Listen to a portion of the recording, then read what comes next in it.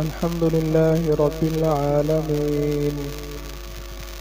والصلاة والسلام على سيد الأنبياء والمرسلين وعلى آله وأصحابه وأهل بيته أجمعين. أما بعد، فقد قال الله تبارك وتعالى في القرآن المجيد والفرقان الحميد: فأعوذ بالله من الشيطان الرجيم، بسم الله الرحمن الرحيم. كل نفس ذائقة الموت.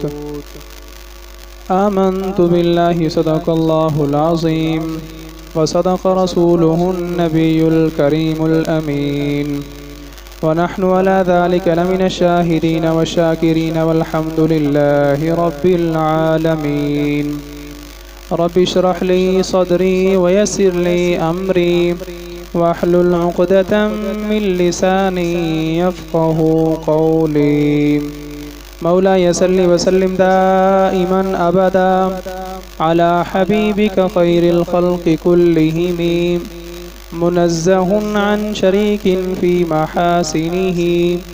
فجوهر الحسن فيه غير منقسم. مولاي صل وسلم دائما أبدا على حبيبك خير الخلق كلهم، جاءت لدعوته الأشجار ساجدة، تمشي إليه على ساق بلا قدم. يا صاحب الجمال ويا سيد البشر، من وجهك المنير لقد نبر الكمر، لا يمكن الثناء كما كان حقه، بعد از خدا بزرگ توئی قصہ مختصر. نہایت واجب الاحترام معزز قرائے کرام، محترم بزرگوں، پیارے بھائیوں، اللہ رب العزت کی بارگاہ میں دعا ہے کہ اللہ تبارک و تعالی ہمارا یہاں پر جمع ہونا، سننا سنانا اپنی بارگاہ میں قبول و منظور فرمائے. اور یہ آج کی جو محفل ہے، یہ ملک حسن بخش صاحب کے بیٹے ملک دل نواز مرحوم کی 3ری برسی کے حوالے سے یہ محفل انعقاد پذیر ہے. اللہ رب العزت اس ساری کاوش کو اپنی بارگاہ میں قبول فرمائے، اور اس کا ثواب مرحوم کی روح کو عطا فرمائے، اور اس بچے کو جنت الفردوس میں اعلیٰ مقام عطا فرمائے. پیارے بھائیوں، اللہ رب العزت نے قرآن پاک میں یہ قانون بیان فرمایا ہے کہ جو بھی ذی روح ہے، جو بھی جاندار ہے، اس دنیا میں وہ آیا ہے تو اس نے اس دنیا سے لازماً جانا ہے. موت ایک ایسا قانون ہے، ایک ایسا فیصلہ ہے کہ جس کا کوئی بھی انکار نہیں کر سکتا، چاہے وہ مسلمان ہے، چاہے وہ کافر ہے، کوئی بھی ہے، موت کا انکار نہیں کر سکتا. کیونکہ یہ تو چیز مشاہدے میں شامل ہے کہ ہم خود اپنے ہاتھوں سے ان کو غسل دیتے ہیں، خود ان کا جنازہ پڑھتے ہیں، خود انہیں قبر میں رکھتے ہیں اور اللہ کے سپرد کرتے ہیں. تو یہ چیز مشاہدے سے ثابت ہے کہ موت سے کوئی بچ نہیں سکتا. قرآن پاک نے بھی ہمیں بتایا ہے کہ موت کا ایک وقت مقرر ہے، اور اس سے نہ ایک لمحہ پہلے آ سکتی ہے اور نہ ایک لمحہ جو ہے وہ تاخیر کی جا سکتی ہے. انسان جتنا بھی مالدار ہو اور وہ یہ چاہے کہ میں ایک لمحہ جو ہے مزید زندگی کو حاصل کر لوں اور سارا سرمایہ خرچ کر دوں، تو ایسا نہیں ہو سکتا. پھر اس کے لیے کیا کرنا ہے؟ بخاری شریف کی حدیث پاک ہے، حضرت عبداللہ بن عمر رضی اللہ تعالی عنہما راوی ہیں، سید عالم صلی اللہ تعالی علیہ وسلم نے ان کے کندھے سے پکڑ کر انہیں فرمایا کہ اے عبداللہ بن عمر، دنیا میں زندگی اس طرح گزارو کہ گویا کہ تم مسافر ہو، یا تم راستہ جو ہے وہ طے کرنے والے ہو، اس طرح گزارو. صبح ہو چکی ہے تو شام کی امید نہ رکھو، شام کا یقین نہ کرو کہ میں شام تک زندہ رہوں گا، شام ہو چکی ہے تو یہ پتہ نہیں ہے کہ صبح بھی ہونی ہے یا نہیں میرے زندگی میں۔ تو اس لیے بندے کو ہر وقت جو ہے تیار رہنا چاہیے۔ اور فرمایا کہ طاقت کے زمانے میں، نوجوانی کے عالم میں تم اس کو غنیمت سمجھو اور اس کو اپنے لیے سنبھال کر رکھو بڑھاپے کے زمانے کے لیے۔ یعنی کہ جوانی میں عبادت کرو، جوانی میں اللہ کو راضی کرنے کی کوشش کرو، اور طاقت کے زمانے میں تم اللہ کی فرما برداری میں آ جاؤ۔ بڑھاپا جو ہے، کمزوری جو ہے، اس سے پہلے تم سیدھے راستے پر گامزن ہو جاؤ۔ آپ دیکھتے ہیں جوانی کے عالم میں جو ہے وہ انسان کے پاس قوت ہے، طاقت ہے، کھڑے ہو کر انسان نماز پڑھ سکتا ہے، روزے رکھ سکتا ہے، عبادات جو ہے وہ کثرت کے ساتھ کر سکتا ہے۔ لیکن جیسے ہی بڑھاپا آتا ہے، پھر انسان اگر نیکی کرنا چاہے بھی تو ضعف اور کمزوری جو ہے اسے گھیر لیتی ہے۔ جوانی میں اس کے پاس وقت ہے، قوت ہے، طاقت ہے، اللہ نے سب کچھ دیا ہے، لیکن غفلت میں وہ ضائع ہو رہی ہے اور اللہ کی فرمان برداری میں وہ خرچ نہیں ہو رہی۔ تو بڑھاپے میں جب موت نظر آنا شروع ہو جاتی ہے تو پھر سمجھ بھی آ جاتی ہے، پھر انسان نیکی کرنے کی کوشش کرتا ہے کہ میں زیادہ سے زیادہ نمازیں پڑھوں، میری جو نمازیں رہ گئی ہیں میں ان کو پوری کروں، میرے جو روزے رہ گئے میں ان کو پورا کروں۔ لیکن پھر ہوتا کیا ہے، ضعف اور کمزوری اور بیماریاں جو ہیں اسے گھیر لیتی ہیں۔ اس وجہ سے فرمایا کہ صحت کا زمانہ جو ہے اس کو غنیمت جانو، بیماری کے زمانے سے پہلے جو ہے تم اس میں کچھ نہ کچھ حاصل کر لو، اور اس دنیا کی زندگی کو آخرت کی زندگی کے مقابلے میں غنیمت سمجھو۔ یہی وقت ہے کہ جس میں ہم اپنے آپ کو جو ہے وہ سنبھال لیں، یہی وقت ہے کہ ہم اپنے آپ کو جو ہے وہ سیدھے راستے پر گامزن کر لیں، ہم اللہ رسول کے فرما برداری میں آ جائیں۔ یہی مختصر سا وقت ہے، اگر اس میں ہم نے اپنے آپ کو درست سمت پر گامزن کر لیا تو پھر آخرت میں بھی کامیاب رہیں گے، اور اگر خدا نہ خواستہ غفلت میں ہی زندگی گزر گئی تو دوبارہ پھر یہ موقع نہیں دیا جائے گا۔ بہت سارے لوگ جو ہیں وہ قبرستان میں صرف اسی وجہ سے عذاب میں مبتلا ہیں کہ بڑی بڑی تمنائیں تھیں، بڑی بڑی آرزویں تھیں کہ جناب یہ کام کر لوں، پھر میں نیکی طرف آتا ہوں، میں جناب جوانی ہے، شادی ہو جائے، پھر بچے ہو جائیں، کاروبار ٹھیک ہو جائے، کرتے کرتے بڑھاپا آ گیا، اور حتیٰ کہ وہ موت کے منہ میں داخل ہو گئے اور وہ سیدھے راستے پر نہ آ سکے، نیکیاں جو ہے وہ زیادہ سے زیادہ حاصل نہ کر سکے۔ تو اس وجہ سے یہ دھوکہ ہے کہ میں جناب شروع کروں گا، میں نیکی کروں گا، نہیں، جس نے سنبھلنا ہے، جس نے نیک کام کرنا ہے وہ فوراً شروع کرے، وہ فوراً شروع کرے۔ بخاری شریف کی حدیث پاک ہے، سید عالم صلی اللہ تعالی علیہ وسلم نے ایک 4 کونوں والا دائرہ بنایا، پھر اس کے درمیان ایک لکیر کھینچی جو دائرے کے اندر تھی اور باہر بھی تھی، اور دائرے کے اندر جو لکیر تھی اس کے ساتھ پھر چھوٹی چھوٹی جو ہے وہ اور لکیریں بنا دیں۔ پھر حضور نے ارشاد فرمایا کہ یہ جو دائرہ ہے یہ موت ہے، یہ انسان کو گھیرے ہوئے ہے، اور یہ جو چھوٹی چھوٹی لکیریں ہیں یہ انسان کی ضروریات ہیں اور انسان کی مشکلات ہیں، انسان کے لیے آزمائشیں ہیں، اور جو بڑی بڑی لکیر ہے فرمایا کہ یہ آرزویں ہیں، یہ آرزویں ہیں کہ میں یہ کروں گا، میں فلاں کروں گا، ایسا ہوگا، یوں ہوگا، یہ بڑی بڑی آرزویں ہیں۔ اور حالانکہ انسان موت کے دہانے پر کھڑا ہوتا ہے لیکن اس کی آرزویں پھر بھی ختم ہونے کا نام نہیں لیتی۔ فرمایا کہ انسان کی زندگی کیا ہے کہ وہ ایک مصیبت سے نکلتا ہے، دوسری کا شکار ہو جاتا ہے، اس سے نکلتا ہے، اگلی کا شکار ہو جاتا ہے، زندگی جو ہے وہ گزر ہی رہی ہے، اللہ رسول کی فرما برداری میں ہے تب بھی گزر رہی ہے، نافرمانی میں ضائع کریں گے تو زندگی پھر بھی ضائع ہی ہو رہی ہے، لیکن اگر نیکی کے راستے پر ہم زندگی گزاریں گے تو وہ زندگی ضائع نہیں ہوگی، وہ کام لگے گی،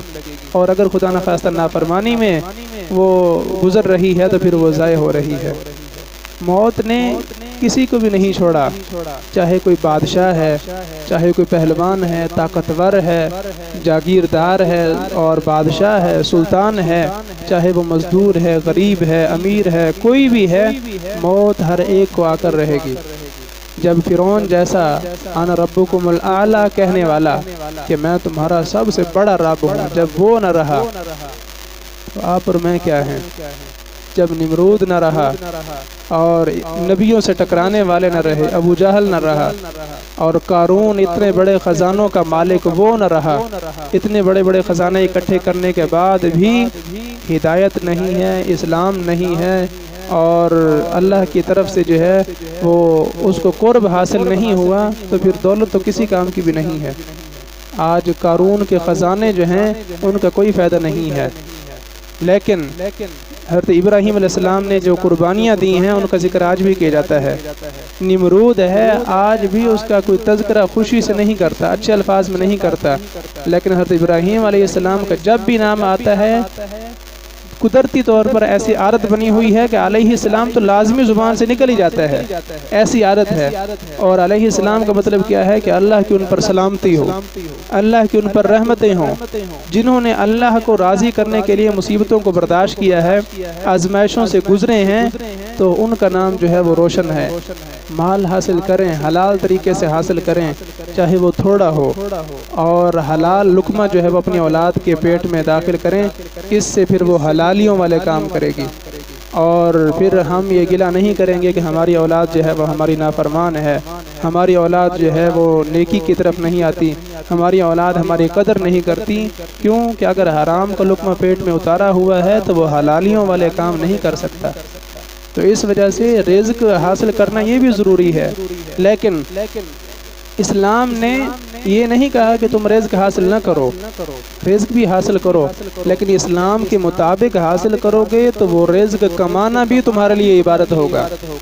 وہ تجارت ہے، وہ مزدوری ہے، وہ ڈیوٹی ہے، کوئی بھی کام ہے، جو بھی ذمہ داری ہے، اس کو ایمانداری کے ساتھ، احسن طریقے سے، خدمت خلق کے جذبے کے ساتھ کریں گے تو وہ بھی نیکی ہے۔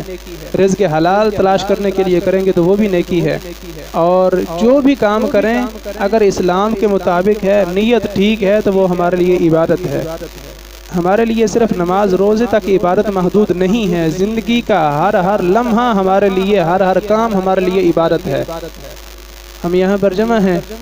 مسجد میں آئے بیٹھے ہیں، اور اگر اعتکاف کی صرف نیت کر لیں تو مفت میں ثواب ملے گا کہ ہم اعتکاف میں ہیں۔ اسی طرح آپ دکان پر بیٹھے ہوئے ہیں، آپ رزق حلال کی تلاش میں ہیں، آپ جناب ثواب کما رہے ہیں۔ آپ ایک نماز پڑھ کے دوسری نماز کے انتظار میں ہیں، اپنے کام کاج میں مصروف ہیں، لیکن پھر بھی آپ نمازی لکھے جائیں گے، کیونکہ آپ اگلی نماز کے انتظار میں ہیں۔ یہ صرف تھوڑا سا نیت کو سیدھا کر لیں اور سوچ پاکیزہ ہو جائے، دل سیدھا ہو جائے، تو انسان کا ہر لمحہ جو ہے وہ نیکی بن سکتا ہے۔ تو زندگی گزر رہی ہے، بہت تیزی کے ساتھ گزر رہی ہے، جس طرح سخت گرمی میں برف پگھل رہی ہوتی ہے، اس سے بھی زیادہ تیزی سے زندگی گزر رہی ہے۔ اگر اس کو روکنا چاہیں بھی تو جس طرح پگھلتی ہوئی برف جو ہے، انسان اس کو گرمی میں نہیں روک سکتا، زندگی کو روکنا چاہیں بھی تو زندگی نہیں رک سکتی۔ اس نے جانا ہی ہے، اس نے گزرنا ہی ہے، لیکن اللہ رسول کی فرما برداری میں اس کو استعمال کریں، اور اگر ایسا کریں گے تو دنیا بھی اچھی ہوگی، آخرت بھی اچھی ہوگی۔ یہ ہمارے لیے جو ہے وہ مومن کے لیے تو قید خانہ ہے۔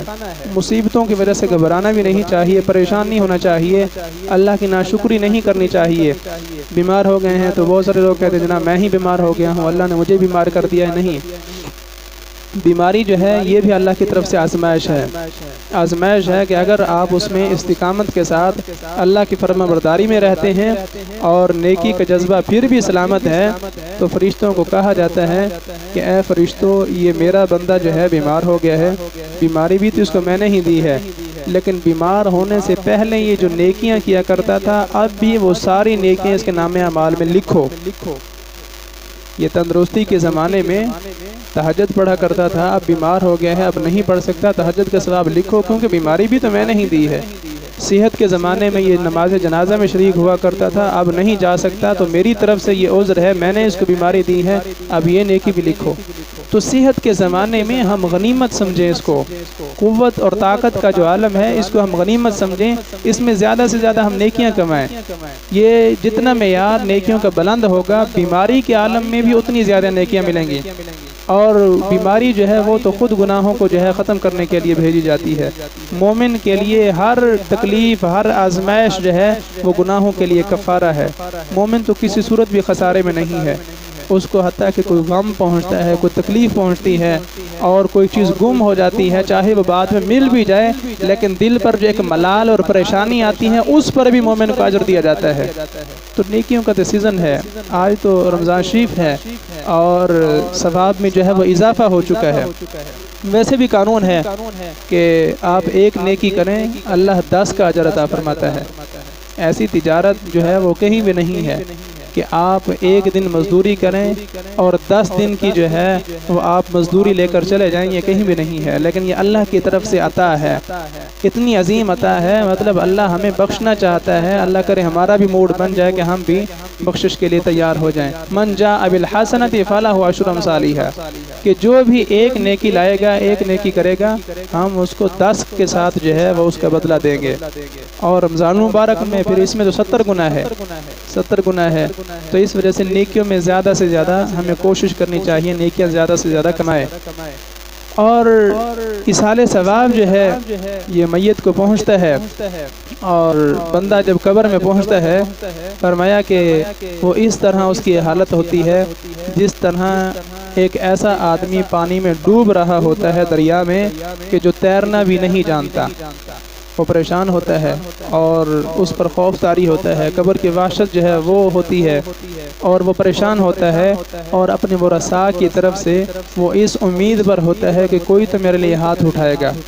کوئی تو ہوگا جو میرے لیے اللہ کے راستے میں خرچ کرے گا، کوئی تو ہوگا جو مجھے ایصال ثواب کرے گا۔ تو جو بھی اس کے لیے ہاتھ اٹھاتا ہے اور اس کے لیے صدقہ جو ہے وہ کرتا ہے، اللہ کی رضا کے لیے خرچ کرتا ہے، سارے کا ثواب اس کو دیا جاتا ہے۔ اور فرمایا کہ کچھ لوگ ہوں گے قبروں میں داخل ہوں گے تو وہ گناہوں سے لدے ہوئے ہوں گے، گناہ گار ہوں گے، لیکن جیسے ہی وہ قبروں سے نکلیں گے تو وہ گناہوں سے بالکل پاک اور صاف ہو چکے ہوں گے۔ کون لوگ ہیں کہ جن کے پیچھے ہاتھ اٹھانے والے ہیں، جو ایسے کام کر کے گئے ہیں جو صدقہ جاریہ ہیں۔ حدیث پاک میں ہے نا کہ بندہ جب فوت ہوتا ہے اذا مات الانسان انقطع عملہ الا ثلاث، کہ انسان جب مرتا ہے فوت ہوتا ہے تو 3 کاموں کے علاوہ جو ہے اس کے سارے اعمال کا سلسلہ جو ہے وہ منقطع ہو جاتا ہے۔ وہ نیکیاں وہیں تک ہیں جب تک سانس جاری ہے، جیسے ہی سانس بند ہوئی اب دارالعمل نہیں ہے، اب جو ہے وہ آگے کا سلسلہ شروع ہو چکا ہے۔ عمل اس وقت تک ہے جب تک سانس جاری ہے، پھر اس کے بعد آپ عمل نہیں کر سکتے، کرنا چاہیں بھی تو نہیں کر سکتے۔ تو فرمایا کہ 3 کام ہیں، ایک ایسا علم کہ جس سے لوگ نفع حاصل کرتے ہوں، علم حاصل کیا ہے اس کو لوگوں تک پہنچائیں، لوگوں کو زیادہ سے زیادہ دین کی جو ہے وہ تبلیغ کریں، دین کے احکام سکھائیں، ان کو دین کی روشنی دیں تاکہ وہ بعد میں اس سے نفع حاصل کریں، اس کے مطابق عمل کریں۔ دین کا آپ ایک بھی حکم کسی کو بتا دیتے ہیں صحیح ہو، یہ شرط ہے، صحیح ہو، اس پر جتنے بھی لوگ عمل کریں گے آپ کو اس کا ثواب دیا جائے گا۔ الدال علی الخیر کفاعلہ، ہے نا کہ نیکی پر رہنمائی کرنے والا بھی اس کو اتنا ہی اجر دیا جاتا ہے جتنا نیکی کرنے والے کو دیا جاتا ہے۔ تو اگر اللہ نے علم سے نوازا ہے تو علم جو ہے وہ لوگوں تک پہنچائیں تاکہ لوگ اس سے مستفید ہوں۔ اس سے کیا ہے کہ بندہ قبر میں بھی پہنچ چکا ہوگا لیکن اس کا نیکی کا سلسلہ جو ہے وہ جاری ہوگا، اس کا نیکی کا اکاؤنٹ جو ہے وہ بڑھ رہا ہوگا اور اس کے لیے نیکیوں میں اضافہ ہو رہا ہوگا۔ اور پھر دوسری چیز کہ وہ صدقہ جاریہ جو ہے ایسا کام کر کے آیا ہو جو اس کے صدقہ جاریہ بنے، اس نے کوئی پانی کا انتظام کر دیا ہے، کہیں کسی مدرسے کے ساتھ تعاون کر دیا ہے، کسی طالب علم پر خرچ کر دیا ہے، کسی عالم پر خرچ کر دیا ہے، اس کو کتب لے کر دے دی ہیں، کوئی حدیث کی کتاب لے دی ہے، تفسیر کی کتاب لے دی ہے، وہ جب بھی کتاب کھولے گا مسئلہ وہ تلاش کرے گا، وہ بتائے گا، آپ کو مفت میں ثواب ملے گا۔ یہ صدقہ جاریہ ہے اور یہ بہترین صدقہ ہے کہ انسان اپنی قبر میں ہوگا اور اس کو جو ہے وہ حدیثیں پڑھنے پڑھانے کا ثواب قبر میں مل رہا ہوگا۔ کس وجہ سے کہ اس نے صرف ایک کتاب لے کر دی ہے، اس نے ایک طالب علم کو جو ہے وہ کوشش کر کے اس کو کامیاب کرنے کی کوشش کی ہے، اس پر تھوڑا بہت خرچ کیا ہے، اس پر محنت کی ہے، تو وہ خرچ کرنے والا جو ہے وہ قبر میں ہوگا اور وہ جتنی بھی دین کی تبلیغ کرے گا، تحریر کرے گا، تصنیف کرے گا، تقریر کرے گا، سارے کا ثواب اس کو ملتا رہے گا۔ کیوں؟ کہ اس نے جو ہے وہ بنیاد قائم کی ہے، اس نے رہنمائی کی ہے۔ اور پھر فرمایا کہ اولاد، نیک اولاد، اس کے ورثاء جو ہیں وہ اس کے لیے ہاتھ اٹھائیں، اس کے لیے بخشش کی دعا کریں۔ تو اولاد کا دکھ جو ہے وہ وہی سمجھ سکتے ہیں ان کی جدائی کا کہ جن کی اولاد اس دنیا میں نہیں رہتی، جن کی اولاد اس دنیا میں نہیں رہتی۔ میں کئی دفعہ دیکھتا ہوں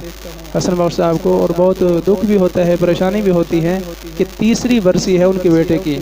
لیکن آج بھی جب ان کا ذکر کیا جاتا ہے تو ان کی آنکھیں نم ہو جاتی ہیں۔ آج صبح بھی ہم ان کی قبر پر قرآن خوانی کے لیے گئے ہیں تو ان کی آنکھیں نم تھیں اور باقاعدہ ان کو یاد کر کے رو رہے تھے۔ تو اولاد اللہ کی طرف سے بہت بڑی نعمت ہے، بہت بڑی نعمت ہے۔ جن کی اولاد ہے وہ اولاد کی تربیت کریں، یہ سرمایہ ہے۔ آج جیسی ان کی تربیت کریں گے کل ویسا ہی ان کا آپ کے ساتھ جو ہے وہ بہیو ہوگا اور ویسا ہی آپ کے ساتھ رویہ ہوگا۔ اولاد کو ضائع نہ ہونے دیں، ان کی تربیت کریں اور اولاد کے اوپر جو ہے وہ خرچ کریں، حسن اخلاق کے ساتھ، حسن تربیت کے ساتھ، حسن کردار کے ساتھ ان کے کردار کو پاکیزہ بنائیں۔ اور اولاد کا بھی حق بنتا ہے وہ والدین کا خیال کریں،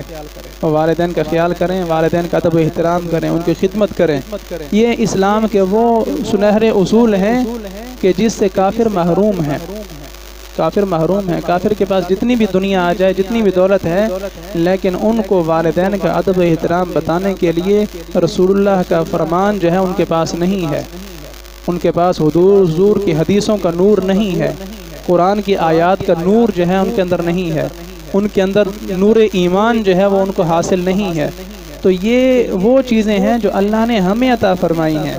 ہم ان کی قدر کریں، ان کو اہمیت دیں کہ یہ اللہ کی طرف سے بہت بڑے خزانے ہیں، بہت بڑے خزانے ہیں، ہم ان کی قدر کریں۔ اور مسلمان کو تو مطلب ہی یہ ہے کہ جو اللہ رسول کا حکم سن کر اپنی گردن کو جھکا دینے والا ہو، گردن کو جھکا دے اور کوئی بھی کام ایسا نہ کرے کہ جو اس کے لیے مسلمان ہونے کی حیثیت سے یا اسلام کے لیے جو ہے وہ بدنامی کا باعث ہو۔ اگر انسان صرف یہ سمجھ لے کہ میں مسلمان ہوں، اس کو باقی دلائل اور کچھ بھی نہ ہوں، اس کے لیے صرف لفظ مسلمان ہی کافی ہے کہ وہ اللہ کا جو ہے وہ بندہ ہے، اللہ رسول کے فرما بردار ہے اور اس کے سامنے اپنے گردن کو جھکانے والا ہے۔ لیکن غفلت کی وجہ سے گناہ سرزد ہو جاتے ہیں، نافرمانی ہو جاتی ہیں، تو کوشش کرنی چاہیے، بہت جلد توبہ کی طرف آنا چاہیے، بہت جلد توبہ کی طرف آنا چاہیے۔ اور رمضان مبارک کا مہینہ ایسا بابرکت مہینہ ہے، اسے ہمیں کثرت کے ساتھ جو ہے وہ توبہ کے ساتھ گزارنا چاہیے، کثرت کے ساتھ توبہ کریں۔ اللہ تعالیٰ ہمارے پچھلے جتنے بھی گناہ ہیں سارے معاف فرمائے اور آئندہ کے لیے نیکی کا مزید ہمیں جذبہ عطا فرمائے۔ رمضان مبارک کی یہ بابرکت گھڑیاں ہیں، بہت تیزی کے ساتھ گزر رہی ہیں،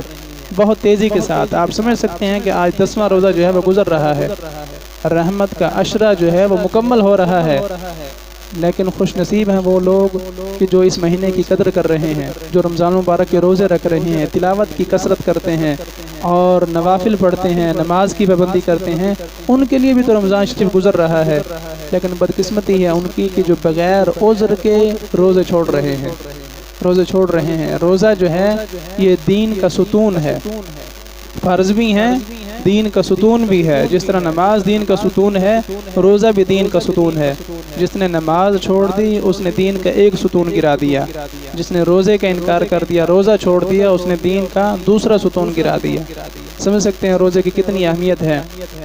ایسی برکت جو ہے وہ باقی کسی مہینے میں نصیب نہیں ہوتی، کسی مہینے میں بھی۔ ایک روزہ رمضان شریف کے بغیر عذر کے چھوڑ دیا ہے، ساری زندگی بھی اگر اس روزے کے بدلے میں روزے رکھتے رہیں تاکہ یہ روزے رمضان کے ایک روزے کے برابر ہو جائیں، ایسا ہرگز نہیں ہو سکتا، کیونکہ یہ اللہ کی طرف سے عطا ہے۔ اس مہینے میں اللہ کی طرف سے عطا ہے اور بندہ جو ہے اس کے اندر نیکی کا ایک جذبہ پیدا ہوتا ہے اور نور ایمان جو ہے وہ چمک رہا ہوتا ہے اور گناہ جو ہیں وہ چھٹ رہے ہوتے ہیں۔ اور یہ پہلا عشرہ جو ہے یہ رحمت کا عشرہ ہے، اللہ کی طرف سے رحمتوں کی برسات ہر لحظہ، ہر آن، ہر جگہ ہو رہی ہے۔ ہر جگہ جہاں بھی مسلمان بس رہے ہیں وہ اس رحمت کو سمیٹ رہے ہیں اور اللہ کی طرف سے یہ جو مہمان رمضان شریف ہمارے پاس آیا ہے اس کی قدر کر رہے ہیں۔ اور اگلا عشرہ ہے، پھر اس سے اگلا عشرہ ہے، تو کوشش کریں رمضان مبارک کے روزے پابندی کے ساتھ رکھیں۔ اور آج کی یہ جو محفل ہے کوشش کریں کہ ایسا کوئی کام کریں جو صدقہ جاریہ ہو۔ یہ سال ثواب کی محفل ہے، دل نواز صاحب کے لیے، مرحوم کے لیے، اللہ تعالیٰ اس کی بخشش فرمائے۔ تو ایسا کام کریں جو اس کے لیے صدقہ جاریہ ہو، اس کے رشتہ دار ہیں، اس کے دوست ہیں، احباب ہیں، کوئی ایسا نیکی کا سلسلہ شروع کریں کہ جو پہلے نہیں کیا۔ مثال کے طور پر اس کا کوئی عزیز ہے یا اس کا کوئی دوست ہے لیکن داڑھی منڈاتا ہے، اور آج وہ اس محفل کی برکت سے جو ہے وہ داڑھی رکھنا شروع کر دے، یہ حضور کی سنت ہے، حضور کی سنت ہے، اور ایسی سنت ہے کہ جس نے قبر میں بھی بندے کے ساتھ جانا ہے، اور یہ مسلمان کی علامت ہے، پہچان ہے، پتہ چلتا ہے کہ یہ بندہ مسلمان ہے، حضور کا غلام ہے۔ تو اگر وہ داڑھی رکھ لیتا ہے تو اس نیت سے کہ داڑھی میں رکھ رہا ہوں لیکن چونکہ میں یہ نیکی کا کام کر رہا ہوں، مالک اس کا ثواب دل نواز مرحوم کی روح کو عطا فرما۔ اس طرح باقی بھی ہیں، نمازیں جو ضائع ہو چکی ہیں ان کو قضا کرنا جو ہے ان کو پڑھنا شروع کر دیں، روزے جو رہ گئے ہیں ان کو پڑھنا شروع کر دیں، یا ان کے نام کا کوئی ایسا کام کریں جو صدقہ جاریہ بنے، وہ قبر میں بھی ہوں تو انہیں جو ہے وہ جنت کی ٹھنڈی ہوائیں جو ہیں وہ نصیب ہوتی رہیں۔ اور یہ زندگی جو ہے یہ گزر رہی ہے، ہر ایک گزر رہا ہے، اور ہمیں اپنی فکر کرنی چاہیے کہ پتہ نہیں کب ہمارا بھی بلاوا آ جانا ہے۔ آج ہم دوسروں کے لیے ہاتھ اٹھاتے ہیں، کل ہمارے لیے بھی ہاتھ اٹھانے والے اللہ کرے ہوں گے، اور آج ہم دوسروں کو غسل دے رہے ہیں، کل کوئی ہمیں بھی دینے والا ہوگا۔ آج دوسروں کے جنازے پڑھ رہے ہیں تو غفلت سے باہر آئے۔ موت جو ہے یہ بہترین واعظ ہے، بہترین حدیث پاک میں بھی ہے نا کہ کفا بالموت واعظا، کہ موت جو ہے یہ بندے کے لیے نصیحت کے لیے کافی ہے، بندے کو نصیحت کرنے کے لیے صرف موت کافی ہے، اور موت انسان پر جو ہے وہ سوار ہے، اور صرف اس وقت کی انتظار میں ہے کہ جیسے ہی اس کا وقت مقرر جو ہے وہ ختم ہوگا فوراً آ جائے گی، اس سے پہلے بھی ایک لحظہ نہیں آ سکتی، اور اس کے ایک لمحہ تاخیر جو ہے اس میں یہ بھی نہیں ہو سکتا۔ تو اس وجہ سے اپنی جو زندگی ہے ہم اس کو قیمتی بنائیں، اور نیکیوں میں جو ہے وہ اضافہ کریں، دین کے احکام کو سیکھیں، دین کے احکام کو باقاعدہ سیکھیں اور ان پر عمل کریں، اپنی اولاد کی تربیت کریں، خود بھی نیکی کریں گے تو پھر ہی اولاد ہم سے کچھ حاصل کرے گی۔ اور اگر ہم یہ سمجھیں کہ ہم تو دنیاوی عیش و عشرت میں اور نفسانی خواہشات کی تکمیل میں لگے رہیں، اور اولاد جو ہے وہ بغیر تربیت کے ہماری فرما بردار ہو جائے گی، ایسا نہیں ہو سکتا۔ اولاد بھی ایک فصل ہے، ان کی تربیت کریں، اور جتنی ان پر محنت کریں گے اتنا ہی ان سے صلہ حاصل کریں گے، اتنی ہی بڑھاپے میں وہ آپ کی خدمت کرے گی اور آپ کا ادب و احترام کرے گی۔ لیکن جتنا ہم ان کو جو ہے وہ وقت نہیں دیں گے اور ان پر محنت نہیں کریں گے تو پھر بڑھاپے میں ہمارے پاس گلے ہی ہوں گے۔ تو اس وجہ سے خود بھی ہم جب نیکی کی طرف آئیں گے، اولاد خود بخود نیکی کی طرف آتی ہے، تو نیکی کو فروغ دیں، نیکی کو جو ہے اس کو رواج دیں، گناہوں سے خود بھی بچیں، کوشش کریں اپنے عزیز و اقارب کو، دوست احباب کو، حلقہ احباب کو، اپنے گھر والوں کو، ان کو بھی بچائیں۔ قرآن پاک میں ہے نا کہ یا ایھا الذین آمنوا قوا انفسکم واہلیکم نارا وقودھا الناس والحجارہ، کہ اے ایمان والو خود بھی جہنم کی آگ سے بچو، قوا انفسکم، اپنی جانوں کی فکر کرو، اپنی جانوں کو بچاؤ، واہلیکم، اور اپنے گھر والوں کو بھی بچاؤ، ان کو بھی نیکی کا حکم دو۔ یہ نہیں کہ بندہ خود دیندار ہو اور گھر کا ماحول جو ہے وہ غیر دیندار ہو، یہ بھی غلط ہے۔ خود بھی دینداری کی زندگی گزاریں، کوشش کریں گھر میں بھی جو ماحول ہو وہ دینداری کا ہو، اور اپنے اہل و عیال کو آگ سے بچائیں۔ قوا انفسکم واہلیکم نارا وقودھا الناس والحجارہ، وہ آگ کوئی عام آگ نہیں ہے،